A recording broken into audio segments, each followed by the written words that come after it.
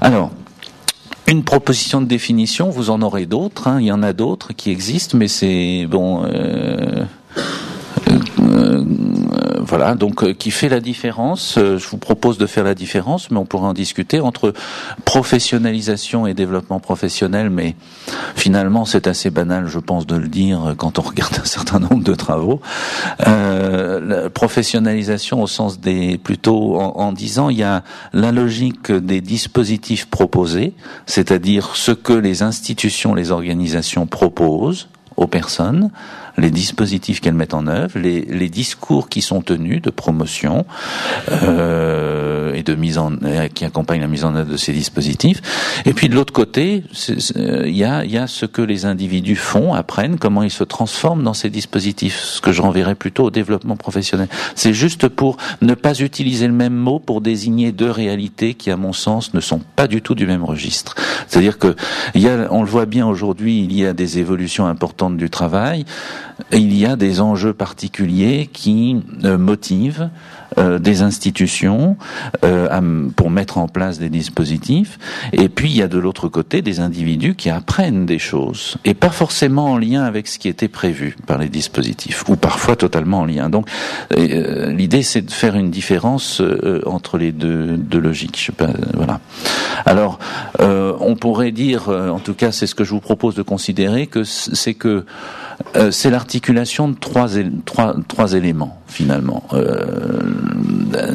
Il y a d'un côté, c'est le pôle professionnalisation, si vous voulez, une intention venant d'une institution qui consiste on peut dire, à former des gens, à les faire évoluer, à développer des compétences X, Y et Z. Bon, cette intention, elle s'accompagne de certaines compétences qui sont prescrites. Donc, souvent, ça passe par un référentiel de compétences d'ailleurs. Si je prends un exemple que vous connaissez sans doute, ce serait dans d'autres milieux professionnels pareil. Dans le champ de la formation des enseignants, il y a depuis 2 ou 3 ans un référentiel de 10 compétences qui apparaît en appui d'une volonté, mais qui est déjà ancienne, de professionnalisation des enseignants.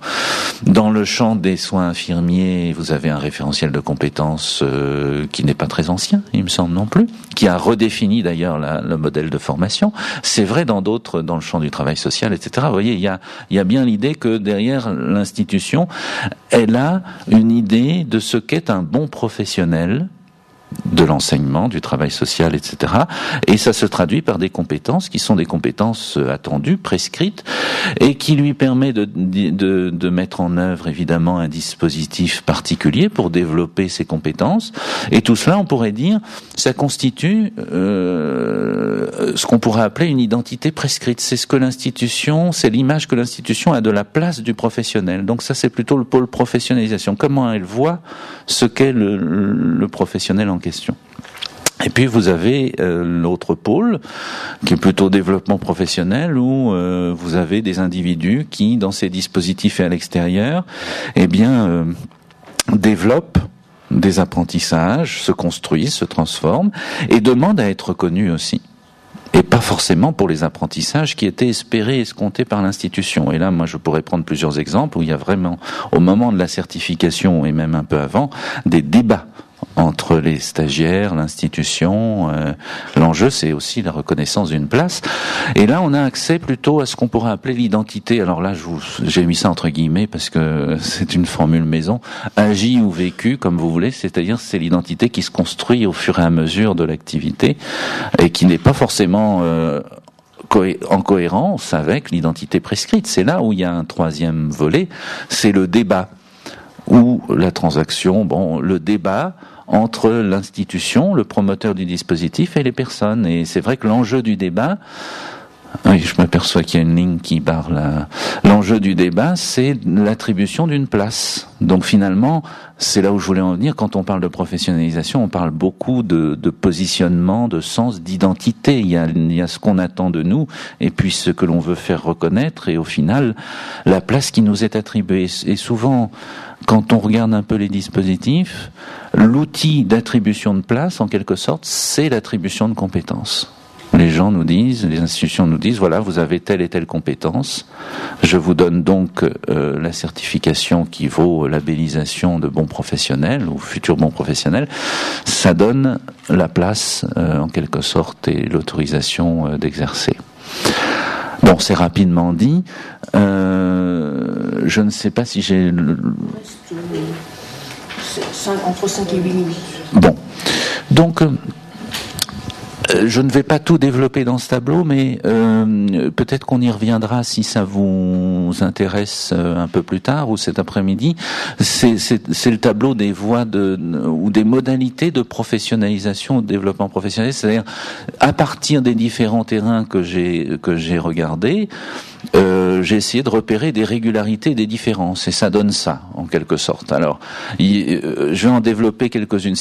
L'idée, c'est de dire il y a plusieurs façons d'apprendre de l'activité de formation ou de travail dans laquelle nous sommes, à laquelle nous participons, enfin que nous mettons en œuvre, pardon. Et puis il y a plusieurs façons, il y a plusieurs logiques de fonctionnement des dispositifs qui nous sont proposés. Par exemple, la logique de l'action, ça renvoie assez bien, il me semble, à tout ce qui est du domaine de la formation sur le tas. C'est lorsque finalement on apprend en faisant. Souvent, alors vous avez des travaux, je pense aux travaux de Jacques Leplat, je ne sais pas si certains connaissent, qui a développé notamment la notion de compétences incorporées. Je pense que c'est particulièrement évident dans ce type de situation, c'est-à-dire on développe des ajustements au fur et à mesure de l'activité sans forcément s'en rendre compte. Ce sont des apprentissages très locaux. Je vais, excusez-moi, utiliser beaucoup de raccourcis parce qu'il faudrait plus de temps pour en parler, mais si on a une conception de l'expérience, de la notion d'expérience comme étant assez large, on pourrait dire c'est une expérience en acte. Et du coup, la difficulté, c'est que souvent, on est assez étranger à cela, et on a du mal à pouvoir en parler. Et donc, c'est typique des situations où on sait faire, mais on ne sait pas trop comment on a fait. Bon. Et puis aujourd'hui, vous avez un retour en force quand même de la formation sur le tas dans bien des situations et des réformes, je pense, de formation. Enfin, j'ai quelques exemples sur lesquels on pourrait revenir. Deuxième, c'est plutôt une logique où finalement on est amené à apprendre des choses par un aller-retour ou une itération entre je construis progressivement une modalité nouvelle d'activité, d'action, enfin on n'a pas fait, et en même temps j'ai besoin pour cela d'aller chercher des informations que je ne possède pas. Donc c'est par exemple typique des démarches de résolution de problèmes et autres. Alors il faudrait passer un peu plus de temps pour le présenter. Ça renvoie assez bien à la logique de fonctionnement de l'alternance, par exemple, il me semble, c'est-à-dire c'est où il y a un espace-temps normalement où on transmet, on construit ce cadre de référence pour agir. Et puis il y a l'espace-temps du stage, de l'activité, où on met en œuvre quelque chose, mais en même temps on produit des apprentissages nouveaux. Et si l'alternance est pensée de cette façon, en formation, on revient sur notamment ce qui a été fait dans l'activité. Donc il y a ce mouvement de va-et-vient qui est une autre façon, mais là on est sur pas tellement des compétences incorporées, mais on pourrait appeler ça des compétences, je sais pas, intellectualisées, mentalisées. En tout cas, elles sont, on saurait les expliquer normalement, hein, les transmettre à d'autres, transférer aux transmettre. Et puis j'insisterai uniquement sur deux autres points et je m'arrêterai là. La voie 3, qui me semble assez typique de bien des dispositifs aujourd'hui qui accompagnent la professionnalisation, notamment l'analyse de pratique. C'est lorsqu'on demande aux gens de prendre du recul par rapport à leur activité. Et c'est d'autant plus précieux, par exemple, qu'une part de cette activité a conduit à des apprentissages incorporés. Et donc, il s'agit en quelque sorte de changer le statut de l'action, de l'activité en acte. Ça devient une connaissance, en quelque sorte, puisqu'on met en mots son activité et on apprend, on construit son expérience qu'on pourrait appeler, passez-moi l'expression, l'expérience su, c'est-à-dire l'expérience là, au sens fait l'objet d'un discours, d'une analyse.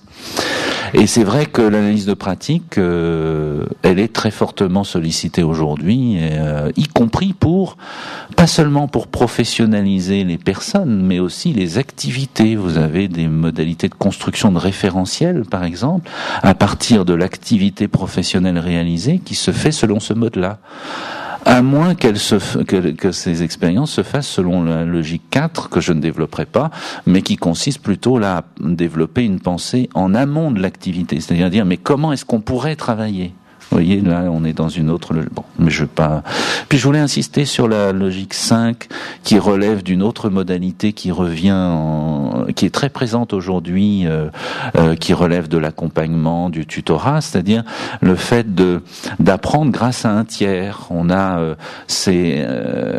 l'idée que le tiers, à la fois, il nous transmet des informations, des connaissances, il nous explique des choses, mais aussi il nous aide à nous décentrer.